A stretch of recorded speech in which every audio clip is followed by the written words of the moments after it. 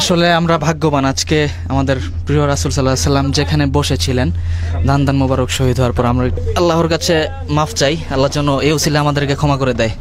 খুব কঠিন এখান থেকে বের হওয়া।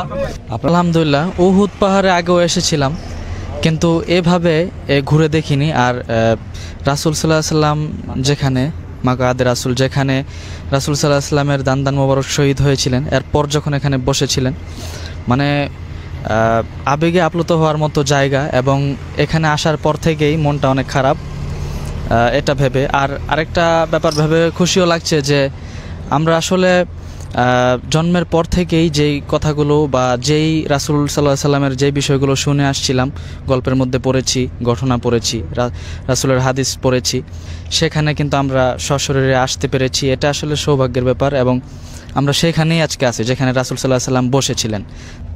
1077 মিটার উচ্চতা আর উহুদ পাহাড়ের লম্বা 7.5 মাইল। অর্থাৎ উহুদ পাহাড় দিয়ে মদিনাকে এমনভাবে বেষ্টন করা, কাফেররা যদি এই উহুদ পাহাড়টা অতিক্রম করতে পারতো তাহলে আমাদের মুসলমানদের যে প্রথম যে রাসূলুল্লাহ যেখানে সে একটু শান্তি পেয়েছেন এই জায়গাটা তারা নষ্ট করতে পারতো।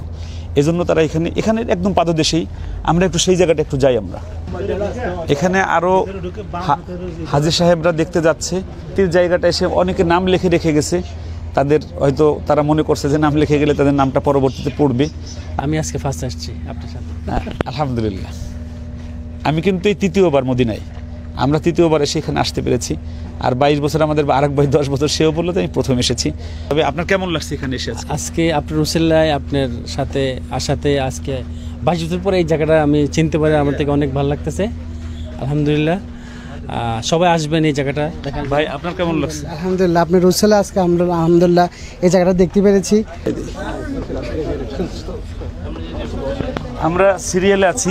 আমরা হেরা গুহায় গিয়েছিলাম আগের বার, কিন্তু এতটাও মানে ছোট ছিল না গুহাটা, ওইরকমই ছিল।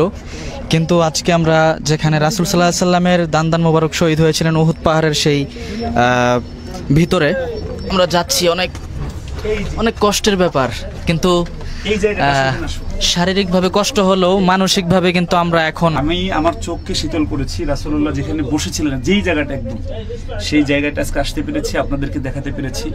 সবাই এখানে আসবেন, আসলে আশা করি ইমানের বৃদ্ধিতে আসবে। আপনারা সবাই দোয়া করবেন আমাদের জন্য, আমরাও দোয়া করি। রাসূল যেখানে বসছিলেন সেখানে হাত দিয়েছি, আল্লাহ যেন এই হাত দেওয়ার কারণের জন্য আল্লাহ রাব্বুল আলামিন রাসূল সিদ্দিকুল্লাহ আল্লাহ যেন আমাদেরকে কবুল করেন, আমিন।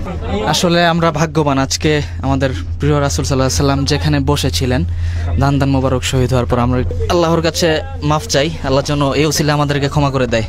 খুব কঠিন এখান থেকে বের হওয়া, এখানে ঢোকা অনেক কঠিন, বের হওয়া অনেক কঠিন। মাশাআল্লাহ, আলহামদুলিল্লাহ। এখানে ঢোকাও অনেক মুশকিল, বের হওয়া অনেক মুশকিল।